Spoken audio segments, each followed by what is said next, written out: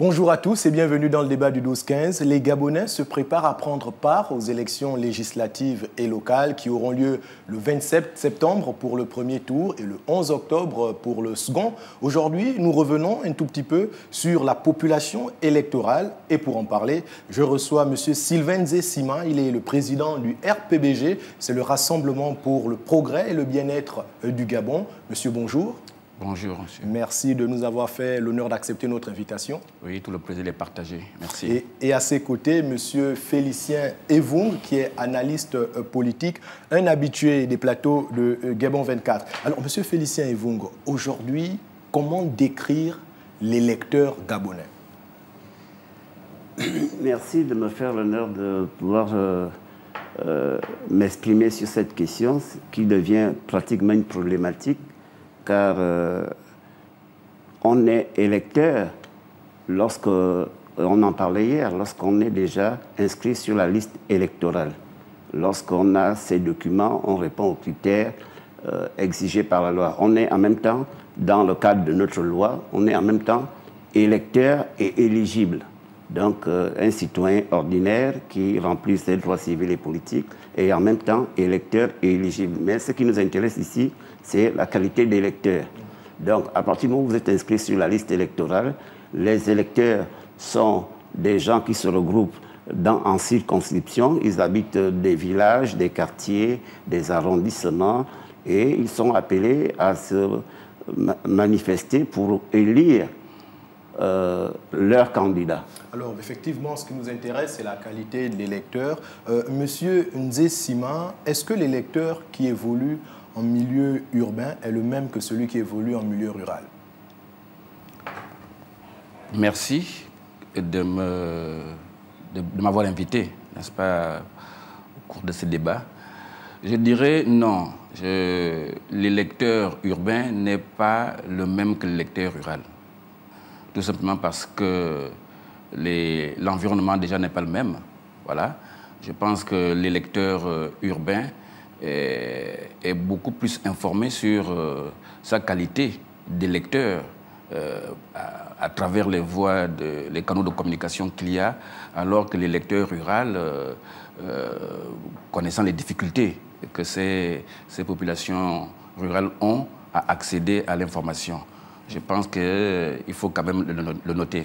Justement, Monsieur Nzé-Sima, comment les électeurs qui sont en milieu rural arrivent à justement prendre connaissance des projets des acteurs politiques? Je pense que c'est un programme que les acteurs politiques ont à aller vers leurs électeurs. Ça, ça va dans le droit fil, n'est-ce pas, du programme que chaque candidat doit avoir que d'aller en milieu rural, informer les électeurs qui y sont, de voir dans quelles possibilités ils peuvent prendre part au vote et quelles sont les informations à temps utiles qu'ils doivent avoir. Monsieur Félicien Evung? Oui, non, pour répondre aux deux questions que vous avez posées à mon frère de droite, non, il faut comprendre que la loi prévoit que les électeurs gabonais sur tout le territoire sont identiques. Maintenant, il y a des spécificités. Il en parlait que selon le niveau de connaissance. Mais l'État, on a démontré hier ici que l'État se rapproche plus ou moins des Gabonais qui sont dans l'arrière-pays, même dans les zones les plus reculées. Parce que c'est le rôle de l'État de les comptabiliser, de faire en sorte qu'ils puissent agir. Et le ministère de l'Intérieur dispose des canaux, des préfectures. Le maximum de personnes voilà. inscrites sur la non liste seulement électorale. inscrites, mais qui leur dit aussi les devoirs des citoyens en période électorale. Maintenant, pour répondre à la deuxième partie de la question, les électeurs ici, il faut comprendre qu'il y a déjà des élus dans l'arrière-pays. Et généralement, ces électeurs s'organisent autour de l'élu, qu'il soit élu local, qu'il soit député, qu'il soit sénateur, donc élu par les grands électeurs. C'est généralement cette personnalité, avec les membres du gouvernement, qu'il faut aussi le dire, des hauts cadres de l'administration, qui généralement sont des porteurs de messages de l'exécutif ici de Libreville.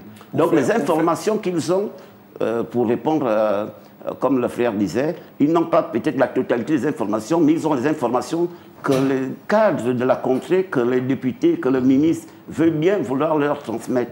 Et ce sont ces informations qu'ils prennent comme étant vérité, alors qu'ils pourraient avoir, s'ils avaient la possibilité d'avoir les réseaux sociaux, etc. Donc, avoir accès à l'information. Voilà, Justement, M. Félicien Voum, la dernière révision de la liste électorale, on rappelle qu'il y en a une qui est en cours actuellement, mais pour la dernière, et notamment à la dernière élection présidentielle, le ministère de l'Intérieur comptabilisait à peu près 916 625 électeurs. Alors qu'on sait bien que la population du Gabon oscille entre 2 millions et 2 300 000 habitants. Qu'est-ce qui peut expliquer ce différentiel? Non, ce différentiel s'explique parce que tout simplement, la majorité des électeurs, et on l'a constaté des 2 derniers récents scrutins, que ce soit le référendum, que ce soit pour l'élection présidentielle, on a vu, le président a obtenu 94,85%, mais on a vu que c'est à peine 600 000 électeurs qui se sont mobilisés. Maintenant, une autre question est de savoir pourquoi... 600 000 électeurs qui ont voté en sa faveur. Non, qui ont voté pour l'ensemble des candidats. Oui. 606 000 pour être précis. Donc ça veut dire quoi? Ça veut dire que pourquoi 2 élections consécutives, il y a entre 250 000 et 300 000 électeurs qui refusent d'exercer leur bulletin, leur devoir en faveur d'un candidat ou en faveur du vote de la Constitution qui dirige tout le monde, qui dirige tout le pays. Pourquoi les électeurs? C'est un langage, c'est un message que les électeurs envoient. Maintenant, les autorités doivent pouvoir s'en saisir parce que là, on va vers une élection plurielle. Or, nous avons déjà eu 2 élections où les électeurs se sont exprimés par une forme d'abstention. Même s'il y a eu, dans les résultats, il y a eu une forte adhésion dans le plébiscite du référendum et du président de la République. Mais nous devons quand même remarquer ce signal des électeurs. Monsieur Sylvain Nzessima, même question. On parle de 2 millions 300 000 habitants. Or, le fichier électoral compte environ 900 000 électeurs. Est-ce que le ministère aurait des difficultés à pouvoir faire enregistrer l'ensemble des Gabonais qui doivent l'être sur les listes électorales? Ben, écoutez, toute la population d'un pays ne peut pas, à mon humble avis, être inscrite sur la liste électorale. Il y a beaucoup de critères qui rentrent en jeu. Je crois que le différentiel est effectivement énorme, de 2 300 000 habitants que compte notre pays à 900 000 électeurs, comme vous venez de le dire, selon les chiffres, bien évidemment. Je pense qu'il y a beaucoup de critères qui font en sorte que ce chiffre-là, du nombre d'inscrits, soit en quelque sorte résigné à être celui-là. Parce qu'il y a beaucoup de choses qu'il faut quand même noter, c'est-à-dire qu'il y a des personnes du 3e âge qui ont la difficulté certainement d'aller se faire inscrire. Il y a les critères de mobilité, n'est-ce pas? Nous sommes dans un pays enclavé, voilà, praticable difficilement en saison de pluie. Si une élection a lieu en cette période-là, vous comprendrez aisément que toutes les populations ne peuvent pas aller se faire inscrire. Donc il y a tout un tas de problématiques comme ça qui font en sorte que dans un pays, toute la population inhérente à ce pays ne peut pas être inscrite sur la liste électorale. Monsieur Simon, est-ce que la prise en compte ou la compréhension des enjeux aussi liés à ces différentes élections peut expliquer une réticence de la part des électeurs? Tout à fait, tout à fait. Je crois que pour ce qui concerne effectivement je veux dire le désaveu, parce qu'il faut quand même l'exprimer en tant que tel, les populations gabonaises ont le plus souvent fait leur part lorsqu'il s'agissait, n'est-ce pas, de passer à une alternance au sommet de l'État.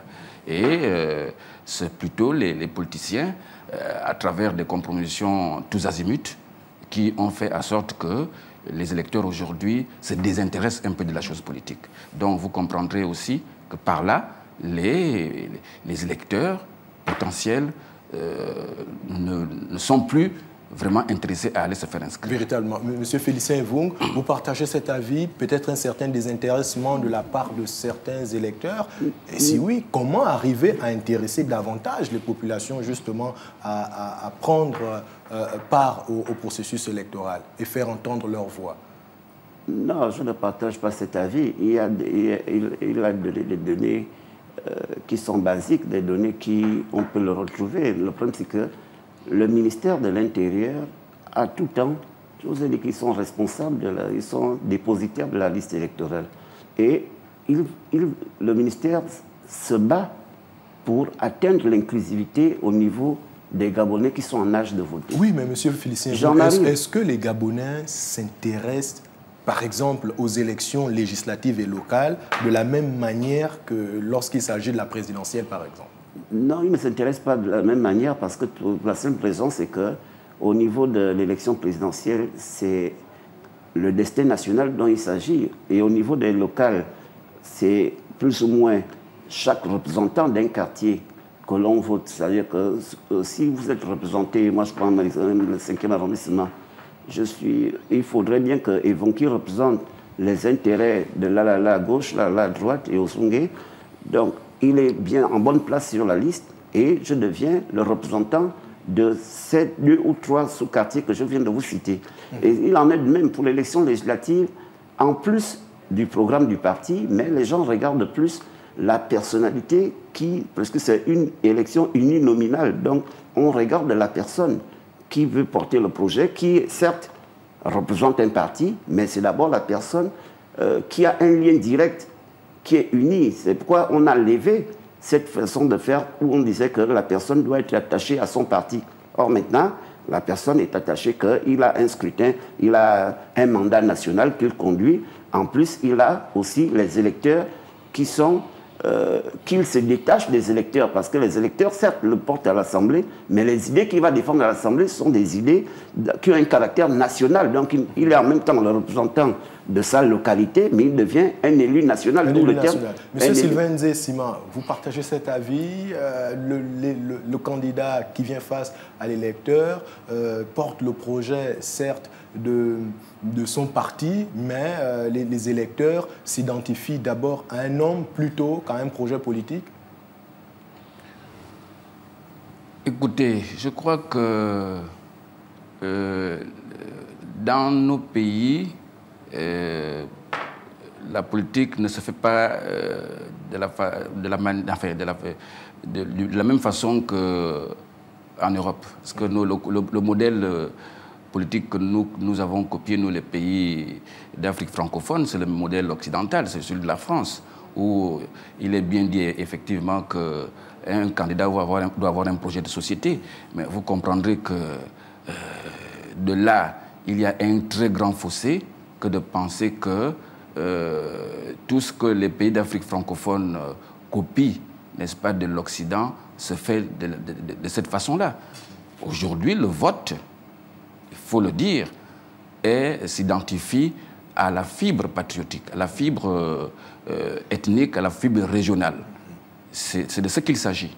On vote un député, on vote un conseiller municipal, et même par extension, le président de la République, c'est parce que certainement nous avons des considérations régionales, claniques, ethniques. Est-ce qu'on arrive à construire véritablement la République sur ce genre d'appréciation? C'est aussi le rôle des partis politiques de pouvoir justement former leurs militants et leurs sympathisants. Est-ce qu'ils jouent souvent ce rôle? Les partis politiques jouent ce rôle. Je pense que pour ce qui concerne le RPBG, c'est un jeune parti. Moi qui vous parle, j'ai été déjà conseiller municipal, voilà, dans le 3e arrondissement de la commune de Libreville, voilà, à la mandature de 2013 à 2018.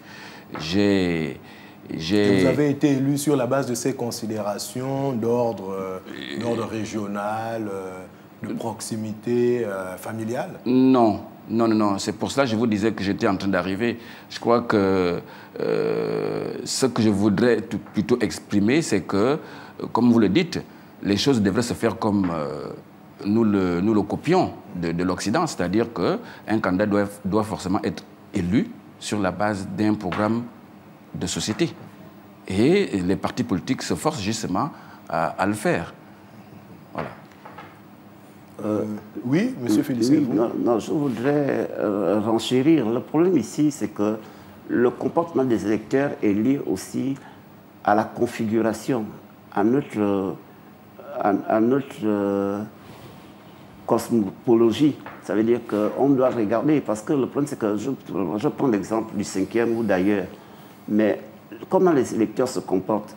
Vous voyez, il y a des populations qui se sont retrouvés dans une circonscription, et que ce soit dans des provinces, quand vous prenez un peu le Moyen-Ogooué, vous allez toujours voir qu'entre les mairies, entre les gens qui reviennent de l'Ogooué maritime, du Fernavaz, qui vont même jusque dans l'Angounié et une partie de l'Anyanga, ils ont des liens séculiers, des liens de mariage, des liens de rapprochement, d'habitation, parce que l'histoire a fait qu'à un moment donné de leur histoire, ils se sont venus pour être ensemble.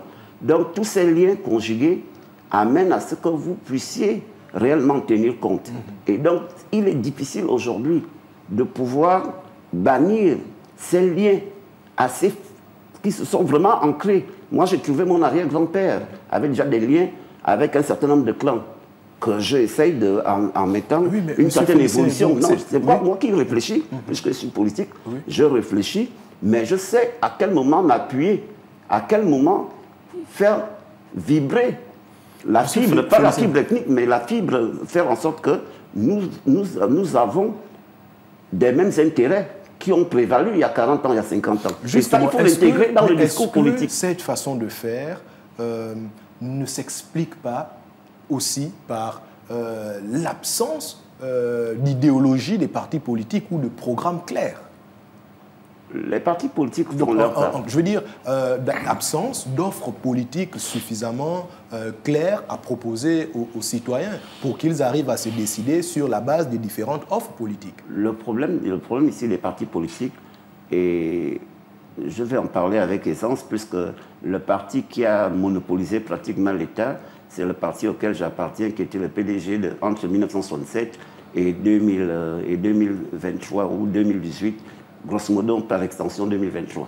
Donc on peut dire quoi, en règle claire, tout en cherchant à être le président de l'unité nationale, mais le PDG a créé des représentants, des super, des mini-présidents de chaque département, et ça a beaucoup contribué à faire en sorte que l'idéologie n'a pas été véritablement enseignée, ne s'est pas propagée.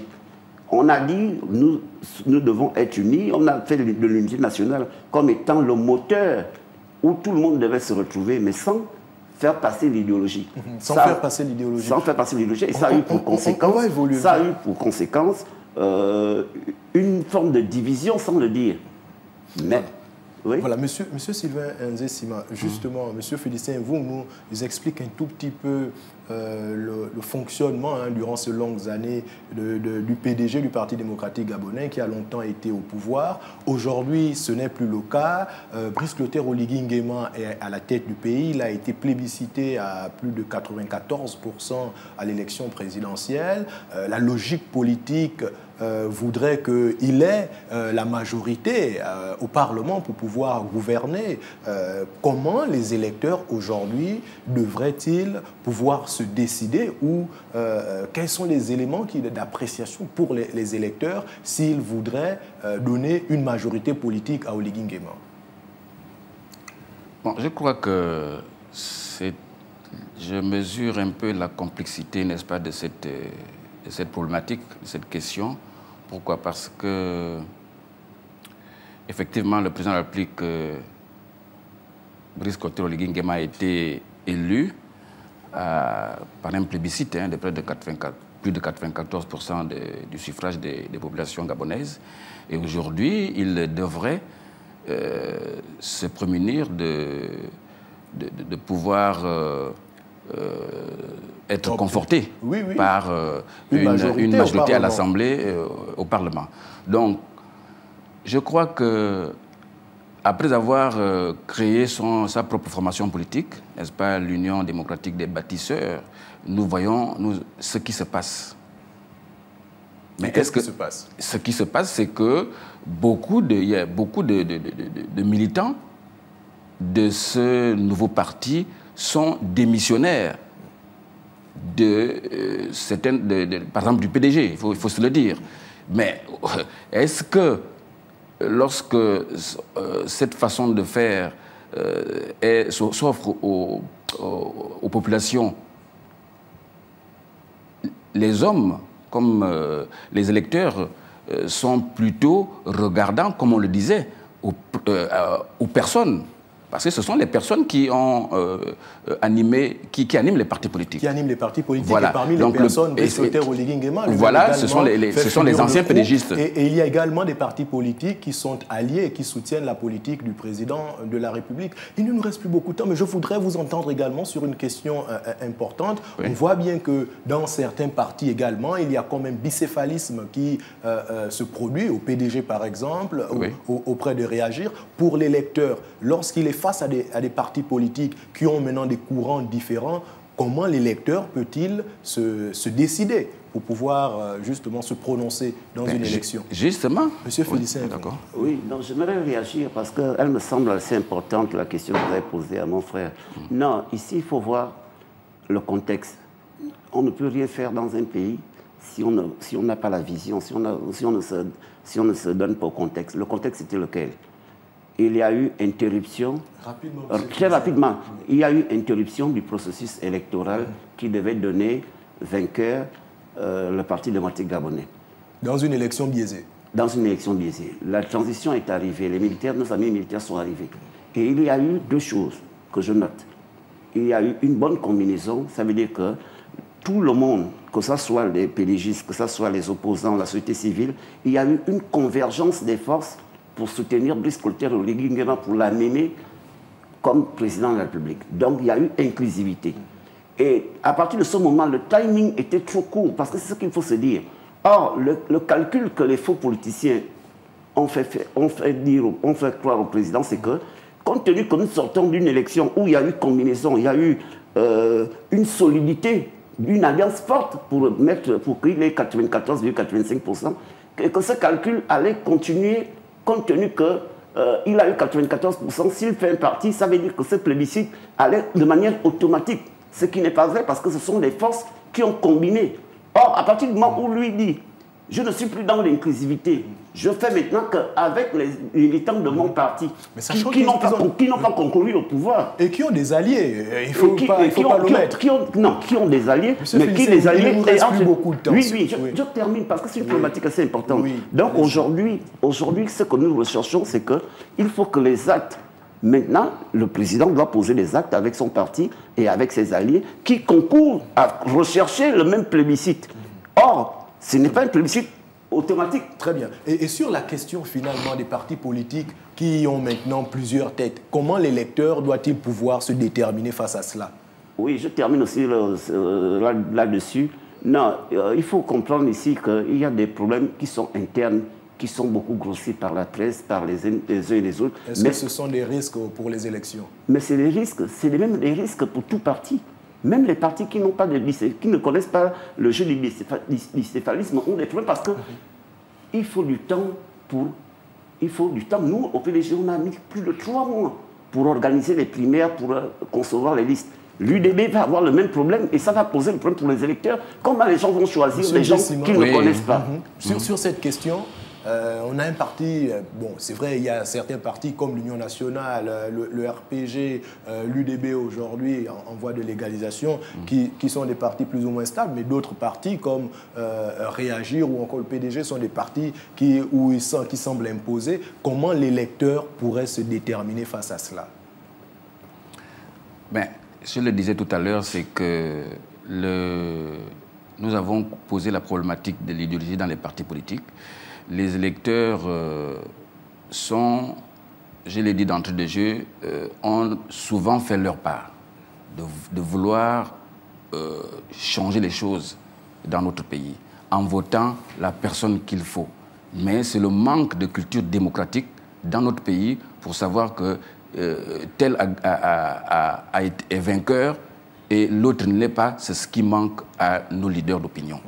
Voilà. Donc le respect du choix du vote des électeurs. C'est ce que nous retiendrons. C'est déjà la fin de ce débat du 12-15. Nous rappelons que nous discutions donc de la population électorale en République gabonaise et nous examinons un tout petit peu le comportement de l'électeur. Je rappelle que j'étais en compagnie de M. Sylvain Nzé-Siman, président du Rassemblement pour le progrès et le bien-être du Gabon, et avec M. Félicien Evoum, qui est analyste politique. Le débat du 12-15, c'est déjà la fin, mais ne zappez pas, l'actualité se poursuit sur Gabon 24.